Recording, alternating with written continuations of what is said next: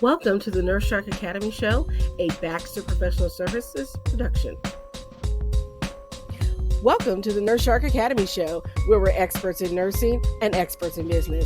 My name is Tina Baxter, your host. The Nurse Shark Academy Show highlights nurse business owners and others in the healthcare field who promote entrepreneurship. We interview nurse leaders and encourage them to tell their story. Today's guest is Andrea Johnston.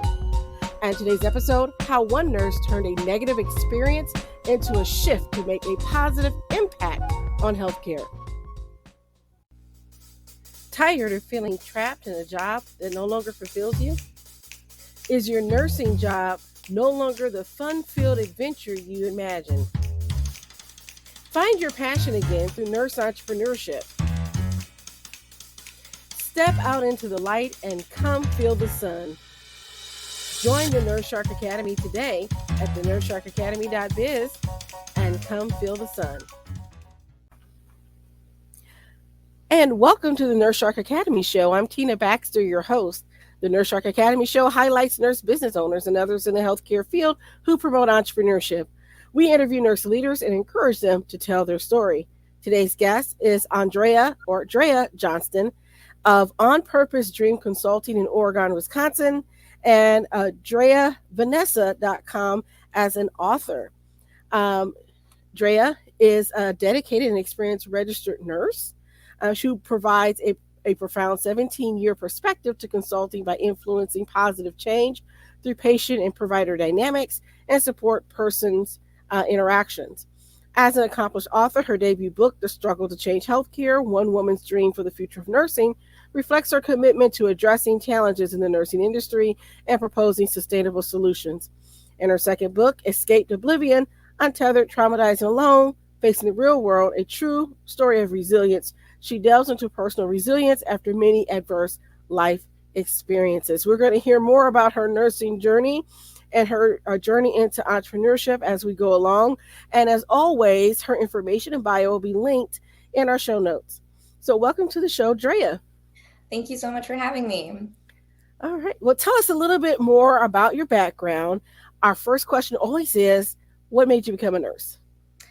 I love that question. My grandmother was my best friend growing up, and she always kind of told me that I had a caregiver's heart, and we really we bonded really early on in my life with her, and then I moved to Wisconsin to be closer to her, and it was her that really kind of pushed me into wanting to further the career. I was working in regular retail jobs.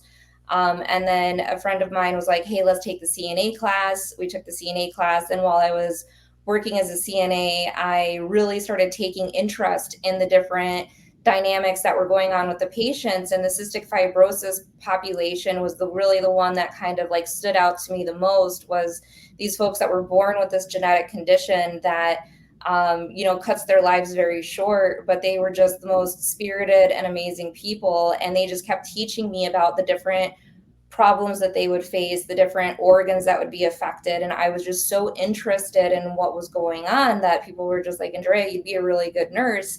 So then I started the process of doing the prerequisites, going to nursing school, graduated, and became an RN.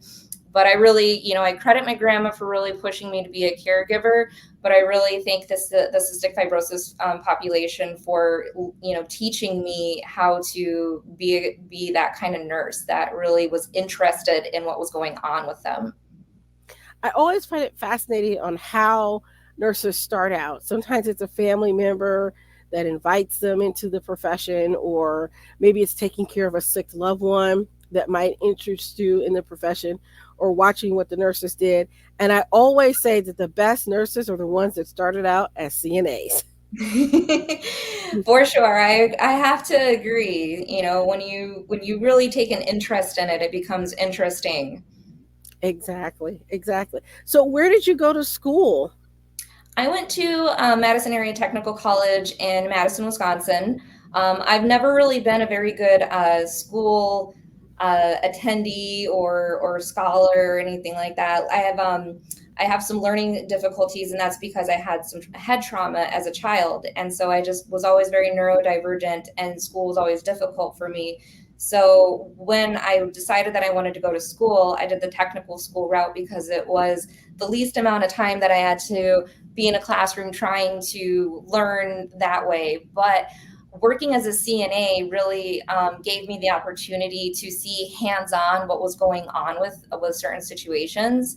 After 2 years of working on a really intense pulmonary floor with a lot of cystic fibrosis patients, I then transferred into a level 1 trauma ICU as a CNA.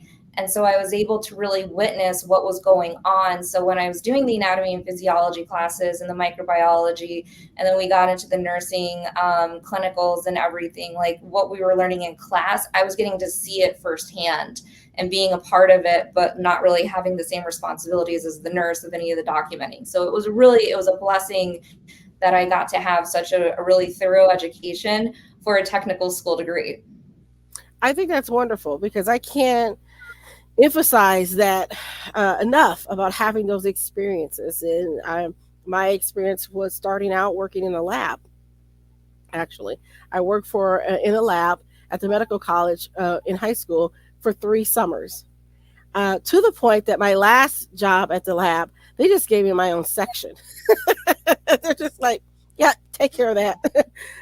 We'll just check it over because I that's what I did. I worked in the lab, and so doing those things really prepared me. So when I became a CNA and then went to nursing school, I wasn't afraid to talk to patients, and that to me, Right.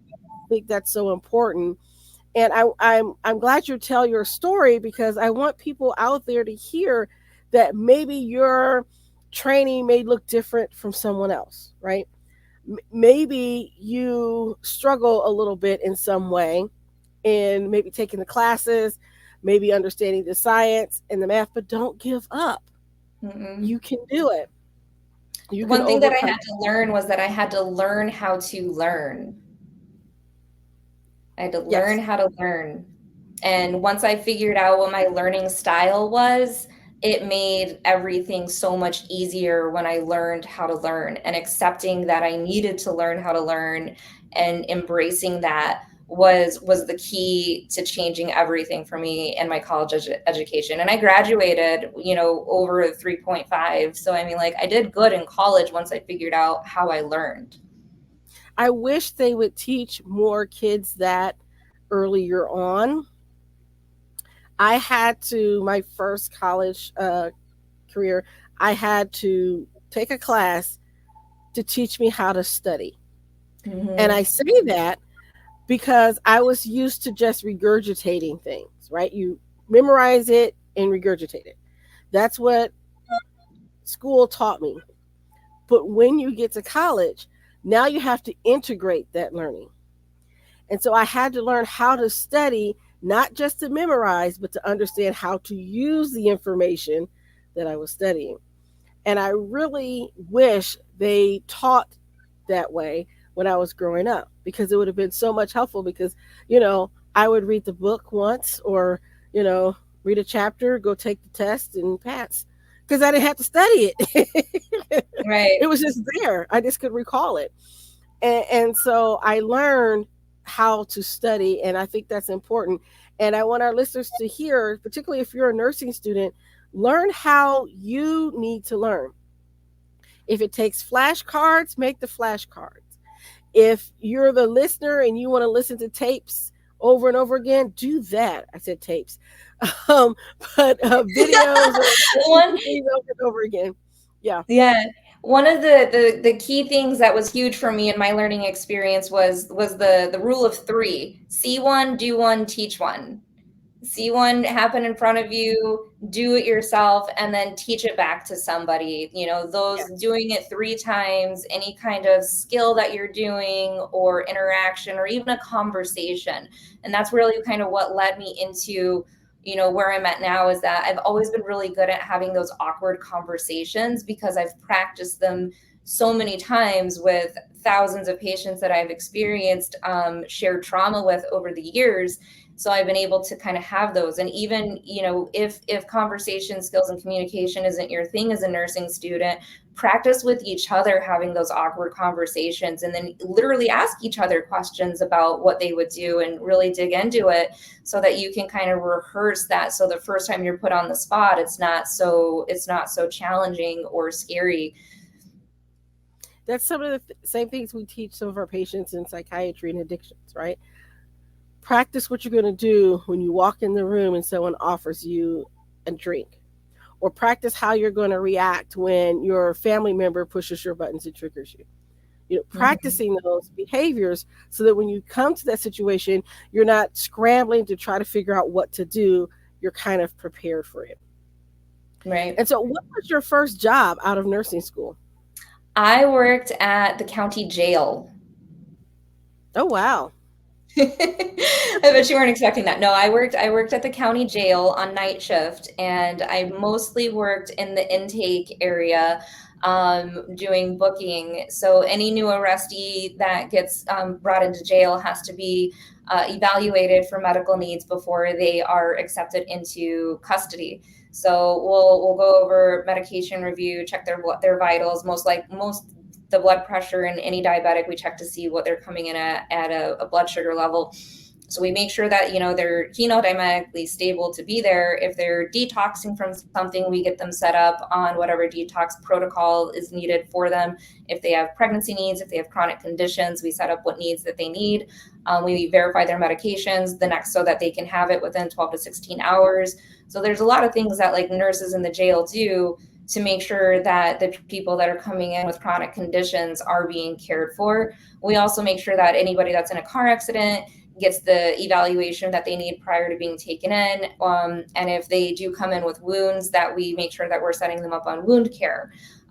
So there's a lot that goes on behind the scenes, inside of a jail, outside of just the law enforcement side. But that was my first job, and it was a really amazing experience to have that experience follow a level 1 trauma hospital, because it's a completely different atmosphere, and learning the lingo of how to communicate with people at that level was a learning curve for sure. But I was handheld into how to talk to people in this capacity versus talking to the PhDs and the academics that I was at a level 1 teaching hospital, and then those family members and stuff that are used to the academic lifestyle. So it was quite an experience having that as my first real RN job.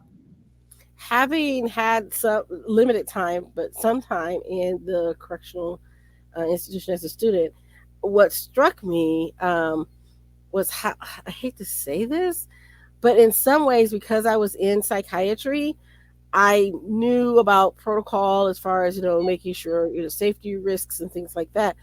But what struck me was that in the jail system, you have to be very careful about what medications you can give and in what combination and all these different things, because my preceptor actually owned us. She was a nurse who owned a company that provided medical services to the jail.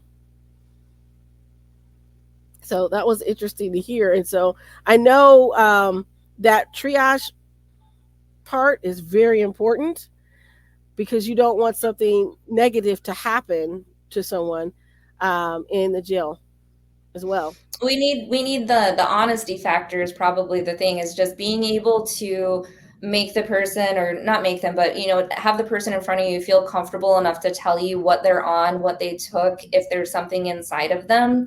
Being able to like show that empathy in that moment of crisis when somebody is not in their best mood, not in their best mindset, being able to like relate to them and say, hey man, like I need to know what you're on, what you took, what you're going to come down from, or if there's something inside of you that is at risk at rupturing, we need to know these things. And so like having those skills is something that it takes a little bit of time to develop. But it's really important to treat every single person that's coming through like they are scared to death and they want to tell someone something that's going on inside of them, and just kind of knowing like, hey man, it's going to be okay. Like, I know this sucks right now, but this is not forever, but I really need you to just be honest with me, like, because I don't want you to get hurt coming down from whatever it is that you might be on. Yes, having worked again, it's like knowing that they could be hiding something. I had a patient that came in, and she would hide pins in her skin so that she Mm, can use them to self mutilate later. And so she also hid things in her personal belongings. So she would say, "Oh, wait a minute, let me open up my wallet and get the razor out, my emergency razor, so you wouldn't hurt yourself." I appreciated that. So that building rapport is yeah, so very important. yeah. Okay, so then where did you go from there? Because it sounds like you've been doing a lot in the nursing field. How did you progress in your career? So after the jail, there was an opportunity to take a residency because I'd only graduated with my associate's degree. I wasn't able to get right back into hospital nursing back in 2014. They weren't so eagerly accepting associate degree nurses into hospitals with no experience. So I got a position at a long-term acute care facility that had people that were coming off of ventilators, doing long weans, long, big, unhealing wounds, big owies, trying to help them get better. And so I stayed there for about a year until a position opened on a float pool inside of a larger hospital in town. And I stayed with them for about a year until I had an incident in 2017, which is where this book kind of comes in, where something happened where I witnessed something bad happened to a patient, and I discovered it and I reported it, and I ended up suffering some whistleblower retaliation. And since then, I've kind of taken a very select role in where I try to pick my jobs, because it was very morally injurious what happened to me during that episode. And so, like, from there, I kind of just continued in my nursing job because I love nursing, but it gave me a different lens as to like where I was going to spend my time. So then I started doing private duty nursing mostly. And I'm connected with a family that has a couple ladies that are the one I do non-vented home care patients. So I prefer my patients to still be able to be mobile in the community. And I go and I help the very chronically, critically ill patients as a private duty home nurse. But over the years, I've still continued to like work inside of a hospital as like maybe a PRN capacity. I'll pick a med surg floor because I really enjoy that kind of patient population. I'm really good with knowing my cystic fibrosis patients, that they're not med surg, they're more pulmonary, but like congestive heart failures, my diabetics, my renal disease patients, like that patient population I'm very comfortable with. The elderly, the geriatric, the psych patients I'm really comfortable with as well. So I tend to go back because I enjoy the patient populations. But the I don't even want to call it the politics, but the stress of staring at a computer screen and everything being kind of turned into the computer chart getting more of the attention than the patient has really drove me back into doing private duty nursing and staying out of the hospital. And then from that, my entrepreneurship has started to bloom more as I've wanted less corporate jobs and more time to enjoy being myself, being outside of the hospitals and doing what I enjoy doing. So I might have over explain that a little bit.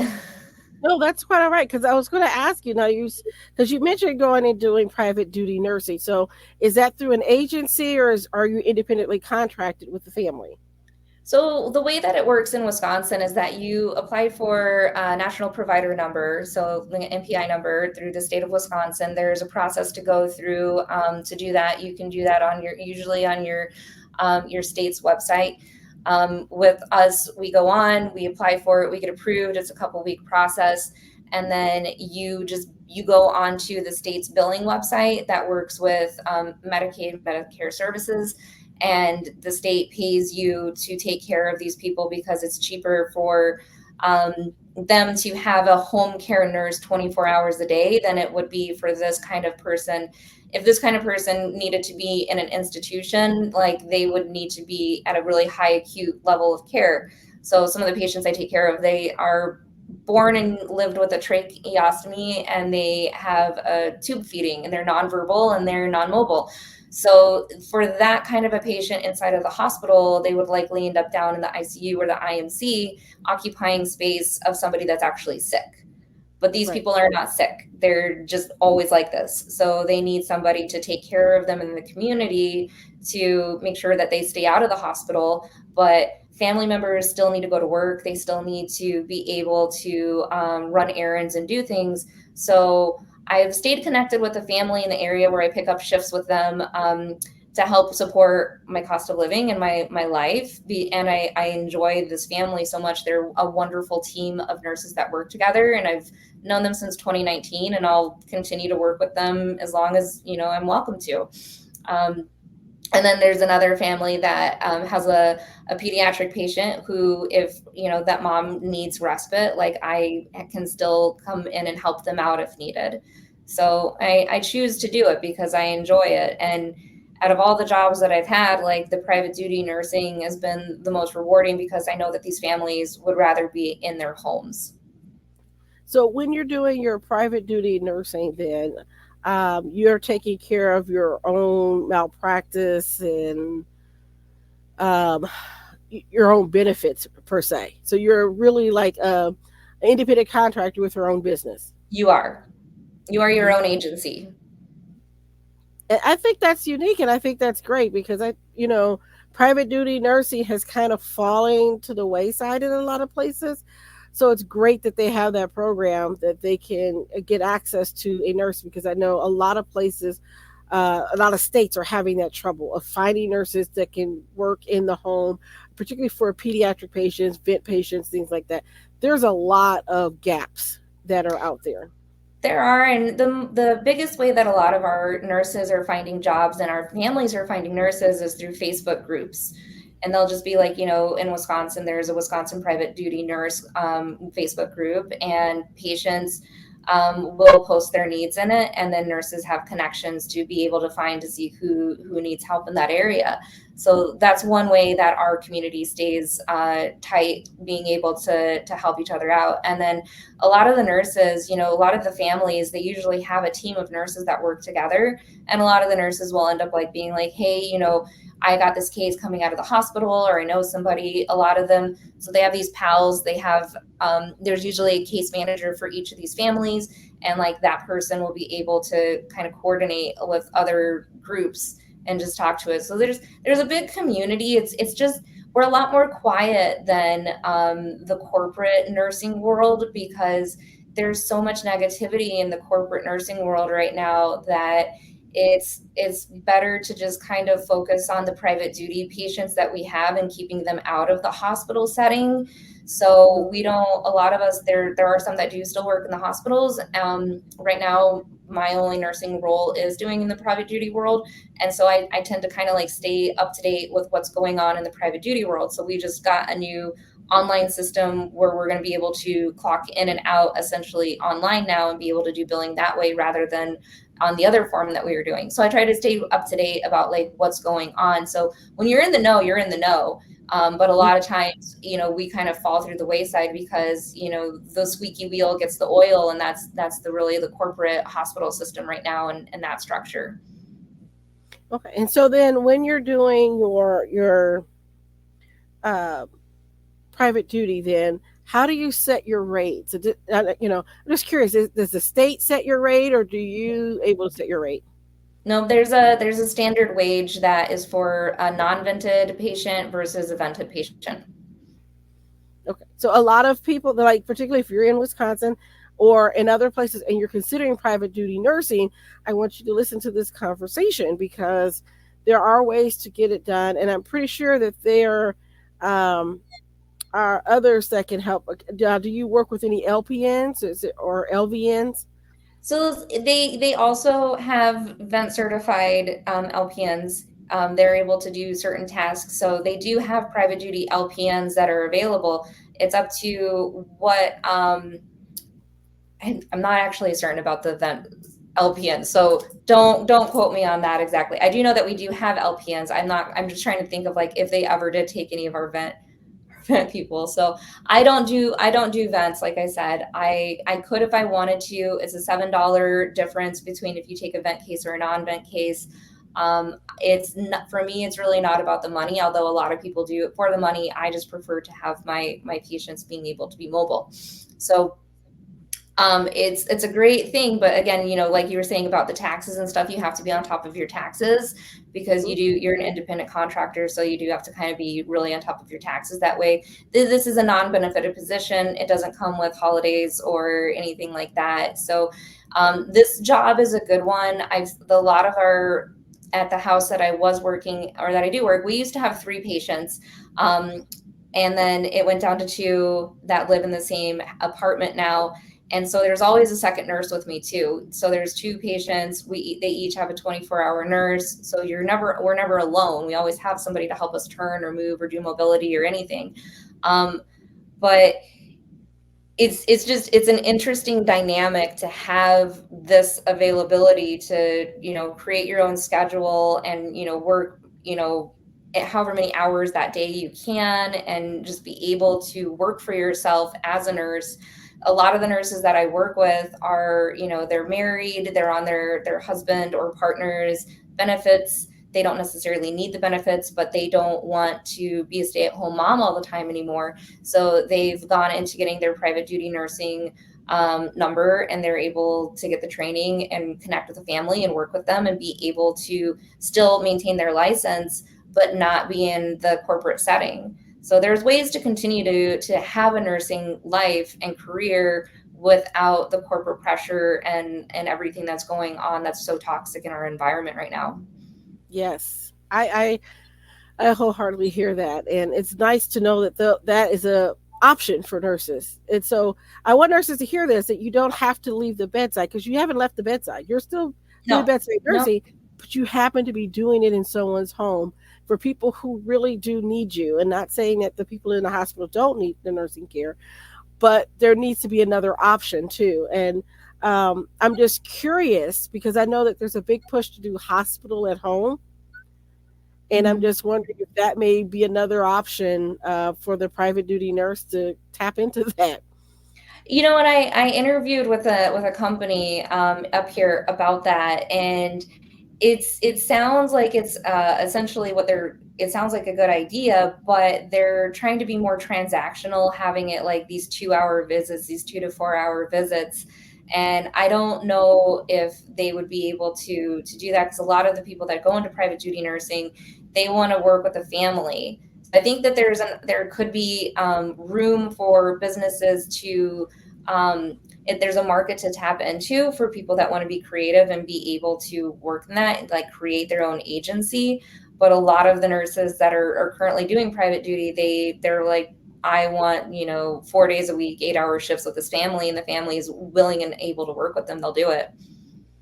Well, and then there's the other portion, because I spoke with a nurse that they have a concierge service where they'll bring you over for surgery, and the nurse will be there to take care of you, do your post op. You stay there, you have access to the team to go back to get your post op visit, and then they fly you back home. Hmm. So, what I'm saying is that there's so many opportunities out there for nurses. I don't want nurses to feel like they're pigeonholed and stuck. And a No, lot of nurses feel like they're stuck in one field or one role, and they can't move, even if your hospital's the only hospital in your city or town. You can find other things to do with your nursing career. So my philosophy has always been, leave your job, don't leave your profession. right? So tell me about the books. How did the books come about? So back in 2017, I observed this situation with a patient that really left a mark on my career. That I won't dive too deep into to what all happened. I describe it in the book, but out of it came questions on what would I suggest could change differently about how this could have been prevented. This could have been prevented. And I started talking to my manager, another manager, the chief safety officer, and then it got up to the chief nursing officer about what I saw that day and what she thought would be beneficial. And out of it came ideas on how to change the nursing care model to be something that's more sustainable about providing medical attention during an assessment and having a teamwork approach to providing assessments, and so that we could streamline the assessment and documentation portion of the nurse's day a little bit easier. And I described it to her in a different staffing model and getting a little bit more creative with the 24-hour period of time and how to return back to three shifts in a day for nurses to choose from. And it's out of the box thinking. It was creative. She loved it.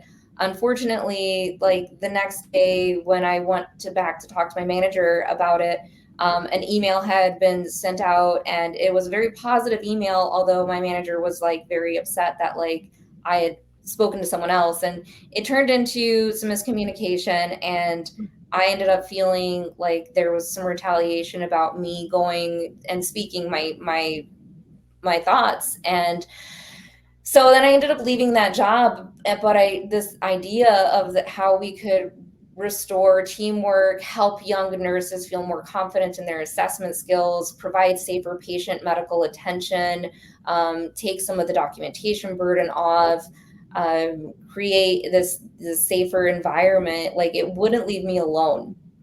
And so I would bring this up over time to different managers, and they would tell me, "You're crazy. This isn't how we do things. You need to go back to school." And I've tried to get my bachelor's degree 3 different times, but there's always been something that would happen that would be like, God would tell me, like, this isn't the right path for you to be on right now, and I wasn't able to complete it. So I just kind of kept having these ideas and these insights. And for 7 years now, I have been denying trying to do this book because I kept thinking, how do I get this message across? And then my aunt suggested to me to write a book, and I decided to write it. And then earlier this year, I suffered the loss of my dog, and that was really traumatic. And I was just like, okay, I'm not going to finish this book now. And then I ended up deciding after that I needed to take a huge adventure in my life. And I resigned from my position that I had as a hospice case manager. And then I didn't have any shifts with my private duty clients at that time. Like I was just doing mostly the hospice work at that time. That was earlier last year.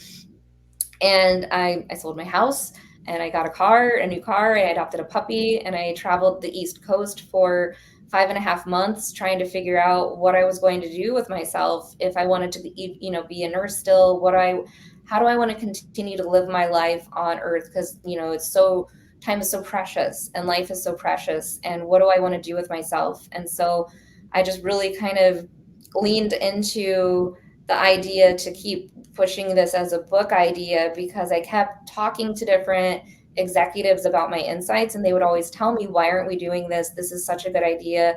You need to talk to this one. And I kept getting pushed along to different people, but I wasn't actually talking to anyone. It was just, here's another Zoom meeting, here's another phone call. And I kept feeling like I was burning out pitching to people, but not doing anything. So I decided to just put my thoughts into a book.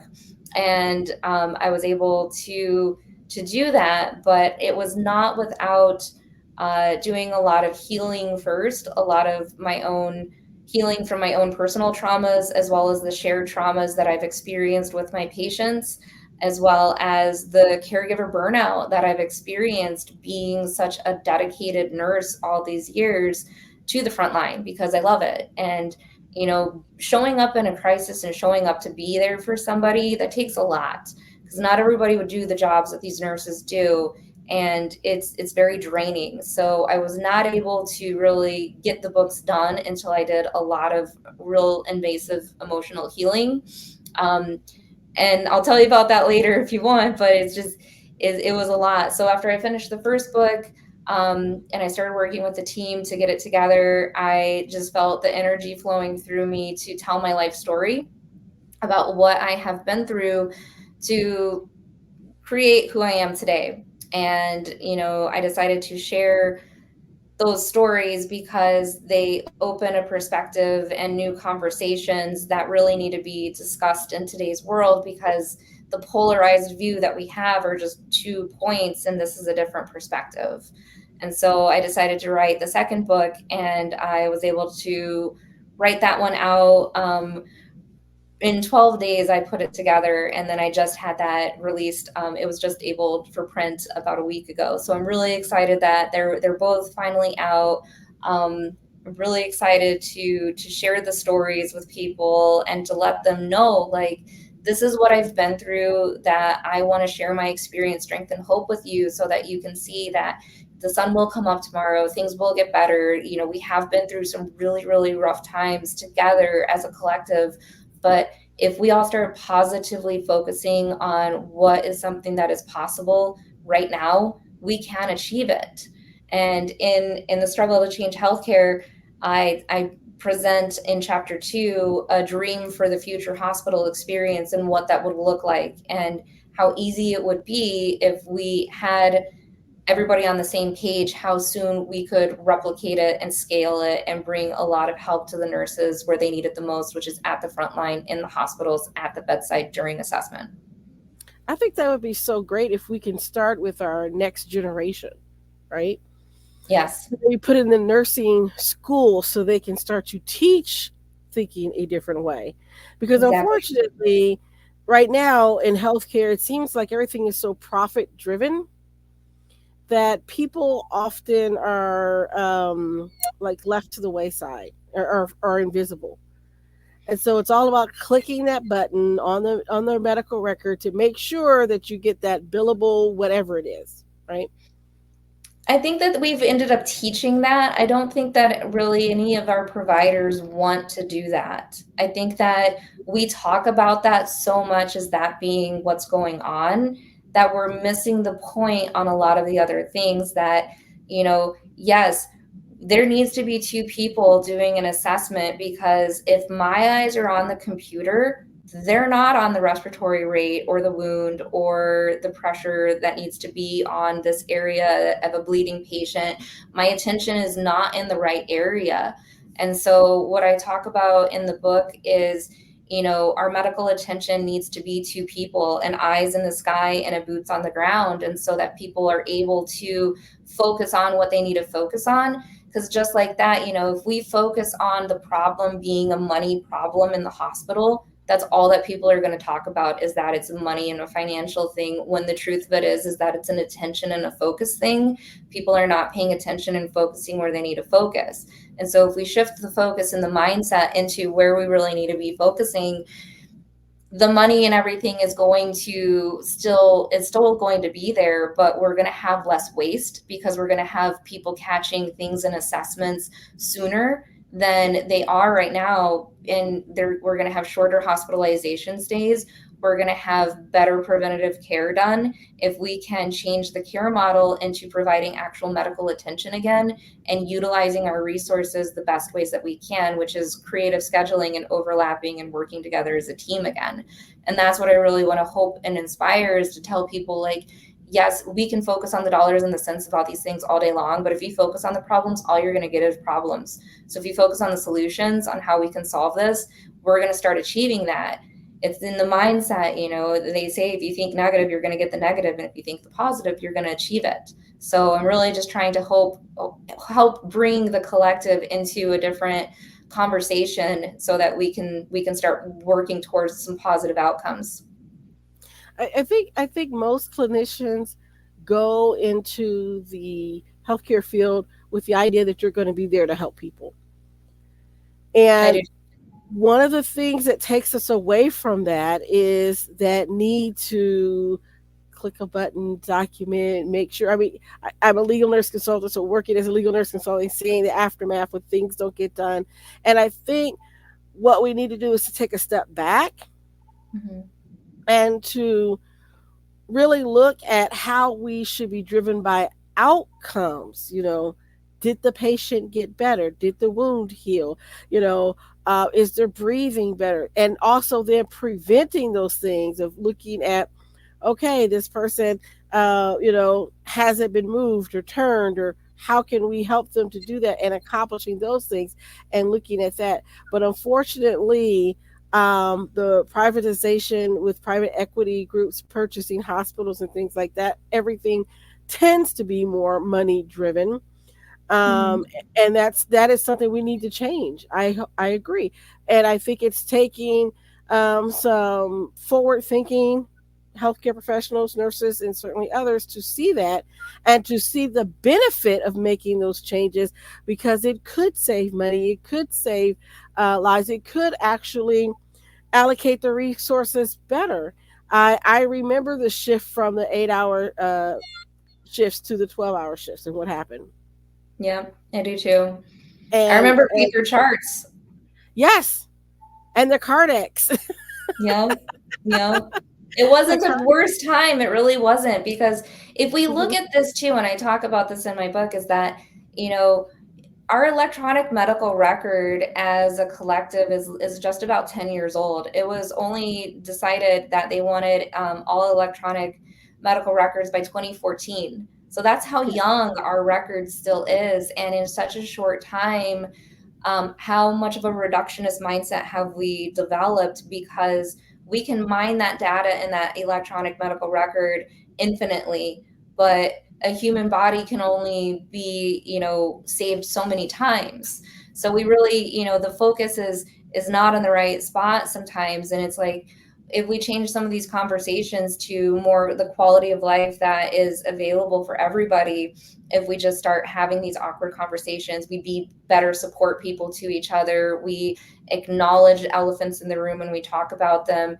If people start actually taking their health a little bit more seriously as a collective, like, we can start utilizing our resources better.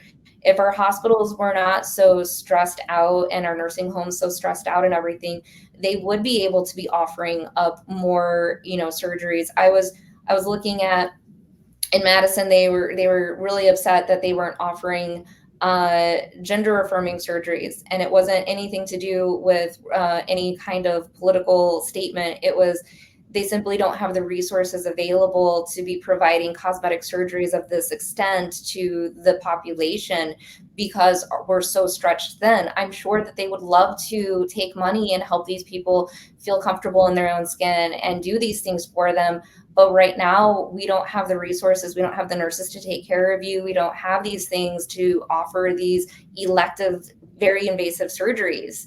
So, if they want to make more money, they really need to look at the root problems. And in my opinion, the root problem is the assessment portion and the documentation burden, as well as the shift, the schedule. And I'm really hoping that hospital systems will read chapter 2, and they'll start competing on who can get it accomplished quicker. Well, and here's the thing. What I see it as a systems problem. Mhm. As a system, we are geared toward doing certain things, and I think we need to change how we operate as a system. If we were to implement safer staffing ratios, for say, let's say we were to implement changes in how the scheduling would be, we could change how healthcare is delivered and embrace technology. I'm not anti technology. In fact, I think we Mhm. can utilize technology a lot better. And We I'm a could. big science fiction person, and I can't wait for the day when I have a tricorder like on Star Trek and I can just zap you and figure out what's wrong with you, right? Or we And can yeah, give medicines by a hypo spray that we don't have to give injections and it just goes to the skin or however. And so I think technology has its place. I think we just use it wrongly, and our systems are the problem, not the technology, but how we utilize it. it's not even the nurses, it's not even the doctors, it's not even really the insurance companies. It's just that we have drifted so far away from human nature and understanding how to work together, how to communicate with each other, how to have awkward conversations, how to have bedside manner. And then COVID really did not do us a service at all, because it taught everybody how to work independently in isolation and spend as least time in a room as possible. And so that further stressed out a lot of people. And we just kind of need to, I don't want to say reinvent the wheel, but we need to start having history repeat itself a little bit and be just kind of like, hey, we're going to go back to basics on a few of these things, and then we're going to upgrade you in some other areas, because look what happened while you were in COVID, the COVID time warp here, where you're stuck in this mindset. Look how much technology came available, what everybody else was doing while we were stuck taking care of people and healing and saving lives. Look what they did out there. And we've got so many cool resources that we can utilize. It's just, people aren't like communicating in the right areas. And I'm really hopeful that I can give a good positive shift into the whole collective, so that we can have something positive to work towards, and just have a lot of people just start leaning into it. I can tell you from personal experience, because I'm in psychiatry, outpatient psychiatry. We closed our building during the pandemic and we had to work from home. So for about 2 years, I was working exclusively from home. And so I came in and they called us back to, to slowly come back in. So I was working one day in the office. And it was like, we're like, hi, you're not on a little tiny screen. I haven't seen you in 2 years.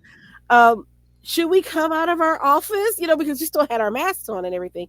And Yeah. it was just so weird. And someone would knock on my door and I would just jump, because I'm like not used to having someone in my space. And I'm like, why are you here? you know, it was a Mhm. transition. And I think that's where we really need to think about, how are we relating to one another and how are we working back together. There is a new normal, right? We aren't back to how we used to be. We used to go and meet physically in front of each other to have our team meetings, and now it's on Microsoft Teams, right? And so, looking at that, it's great that I can talk to you, and you're in Wisconsin, I'm in Indiana, and I've got more people that I can talk to from around the world. That's wonderful. But that person to person, being able to touch someone, that's still important. Mhm. Yes. So let's transition here. So if you had a piece of advice for a budding entrepreneur or a nurse who wants to maybe start her own personal nurse business or private duty nurse business, or maybe wants to become an author, or any of those things, what would you tell a budding entrepreneur? I would tell them to, really lean into it, and really try to keep going with it, keep a positive mindset. The people that are the naysayers and the negative ones that are out there are the ones that are not happy with themselves, and they're going to try to bring you down and make you feel like you can't do it. But if you put yourself in the right environment with the right music, the right, meditative atmosphere that you need to kind of stay in to kind of keep your flow going, it's gonna come easier. It's gonna come much quicker than if you keep talking to a whole bunch of different people that are going to tell you that you're crazy or that you can't do it. Just having the right support network and being in the right environment, making sure that you're comfortable, and not placing yourself where you're trying to get comfortable being uncomfortable, because what you think is what is your reality. And if you're thinking any kind of negativity, or you know things that are impossible, they're gonna feel impossible, because it's a mindset thing. So there's a lot of times in your life that you really feel like it's never going to get any better, but you just have to start looking for the solutions and focusing on those, and looking at every problem as a question as to how am I gonna get over this. And anyone that tells you that you can't do it, you just look back at them and say, watch me. You heard it there. Watch me. I love that. So, how would our listeners, one, get a hold of your books, and two, how would they get a hold of you if they want to follow up and have a conversation? So right now my author page is live. It's dreavanessa.com. My books are available through links on that website. They're on Amazon and Barnes and Noble. They're both on Kindle. The Struggle to Change Healthcare is available on audiobook as well. My consulting website is in development, and I'm excited to announce that those are going to have some webinars and modules, and there's a lot more to come with that. That is, it's a very exciting project. I'm very passionate about it, and I'm really excited to see this all come to life. So I'm just getting started. I'm just scratching the surface, and I am looking forward to meeting so many people and helping them kind of just transition into viewing the empowerment that comes from owning your role in a healthcare experience. Well, that sounds wonderful and that sounds great. And I'll be sure to put your information here. It'll be in the show notes, the links to her website, and also where you can get her books. I want to thank you, Drea, for your time. And thank you for those listening to the Nurse Shark Academy show or watching us on YouTube. If you're on YouTube, don't forget to subscribe and hit that notification bell. And if you're listening to us through Podbean or on Amazon or any other platform, please go ahead and subscribe so that you don't miss any episodes that we have. And go ahead and leave us a comment. We'd love to talk to you and get to know you. All right, I want to thank you for your time, Drea, and as always, we look forward to having great conversations with nurse entrepreneurs. Thank you. Nurses, are you ready for more? My mission is for you to own your seat at the table of nurse entrepreneurship, gaining confidence, skills, and the freedom to live your life on your own terms. Assisting you in achieving your goals through tailored advice, continuous learning, and a collaborative approach is at the heart of everything I do. Stop being eaten alive. Come feel the sun. Be a nurse shark. Thank you for listening to the Nurse Shark Academy show wherever you get your podcasts or watching us on YouTube. Don't forget to like and subscribe, and don't forget to hit the notification bell so that you'll know when all of our episodes come out. If you want further information, you can contact us on the nursesharkacademy.biz.